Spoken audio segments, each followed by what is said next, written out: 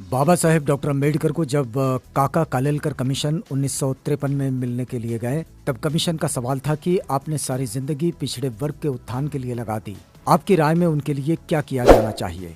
Doctor Baba Saheb Ambedkar ने जवाब दिया कि अगर पिछड़े वर्ग का उत्थान करना है तो इनके अंदर पढ़े लिखे लोग पैदा करो। काका कालेलकर ये बात समझ नहीं पाए। उन्होंने फिर सवाल किया कि पढ़े लिखे लोगों से आपका क्या तात्पर्य है। बाबा साहेब ने जवाब दिया कि अगर किसी समाज में 10 डॉक्टर, 20 वकील और 30 इंजीनियर पैदा हो जाए तो उस समाज की तरफ कोई आंख उठाकर भी नहीं देख सकता। इस वाकये के ठीक 3 वर्ष बाद 18 मार्च 1956 में आगरा के रामलीला मैदान में बोलते हुए बाबा साहेब डॉक्टर अम्बेडकर ने कहा, मुझे मेरे समाज के पढ़े लिखे लोगों ने धोखा दिया। मैं समझता था कि ये लोग पढ़ लिख कर अपने समाज का नेतृत्व करेंगे, मगर मैं देख रहा हूँ कि मेरे आसपास बाबुओं की भीड़ खड़ी हो गई है जो अपना ही पेट पालने में लगी है। यही नहीं, बाबा साहेब अपने अंतिम दिनों में अकेले रोते हुए पाए गए। जब वे सोने की कोशिश करते थे तो उन्हें नींद नहीं आती थी, अत्यधिक परेशान रहते थे। परेशान होकर उनके स्टेनो नानक चंद रत्तू ने बाबा साहेब से सवाल पूछा कि आप इतना परेशान क्यों रहते हैं। उनका जवाब था, नानक चंद, जो तुम दिल्ली देख रहे हो, इस अकेली दिल्ली में 10,000 कर्मचारी अधिकारी ये केवल अनुसूचित जाति के हैं जो कुछ साल पहले शून्य थे।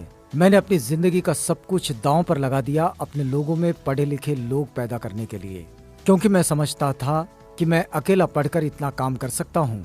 हमारे लोग भी पढ़ेंगे तो समाज में बड़ा परिवर्तन आएगा।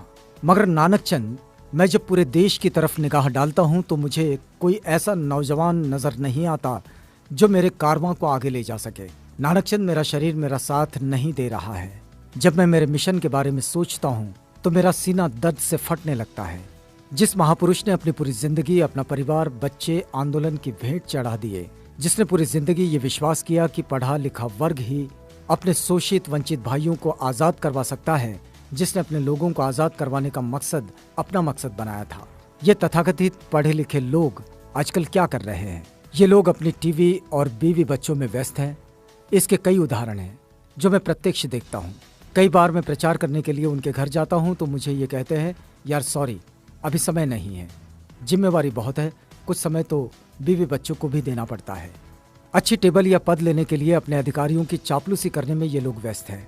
ट्रांसफर के डर से किसी राजनीतिक या सामाजिक आंदोलन में सहयोग के नाम से इनको डर लगने लगता है। कुछ जिनको राजनीतिक खुजली होती है वे अपनी जाति का संगठन बनाकर उन पर रोब झाड़ने व संगठन के मालिक बने रहने में व्यस्त है। कुछ लोग अति आत्मकेंद्रित हैं जिनका स्पष्ट मत है कि उनके समाज का कुछ नहीं हो सकता। कुछ लोग शोषण के इतने आदी हो गए हैं कि 3 बंदरों की तरह आंख, कान और जुबान बंद कर गुलामी को ज्यादा पसंद करते हैं। अधिकतर लोग सामाजिक ईमानदार हैं पर साहस और समझ के अभाव में परिवर्तन के आंदोलन में नहीं जुड़ पाते हैं और दूसरे लोगों के संगठनों या फिर बाबा लोगों के चक्कर में पड़ जाते हैं। वे समाज को भी गुमराह करने लग जाते हैं। कुछ लोग अपनी पोस्ट के गुरूर में चूर हैं। उनको लगता है कि उनकी दुनिया वहीं शुरू और वहीं खत्म है। जब उनका शोषण होता है तब उनको समाज की जरूरत पड़ती है। और कुछ लोग जो सवर्ण जाति के लोगों से ज्यादा संपर्क में हैं, वे खुद बाबा साहेब के विरोधी हैं। वे खुद को सबसे समझदार समझते हैं। बाबा साहेब के जाने के 60 साल बाद हजारों वकील, इंजीनियर, डॉक्टर समाज में बने, फिर भी पढ़े लिखे वर्ग में सुधार होने के बजाय हालात और ज्यादा गंभीर हो गए हैं। इसलिए बहुजन समाज का विकास होने के बजाय पतन हो रहा है। इसलिए मेरी सभी बहुजनों से विनती है कि समय रहते आज के हालात को देखते हुए संभल जाओ, वरना अपनी बारी का इंतजार करो।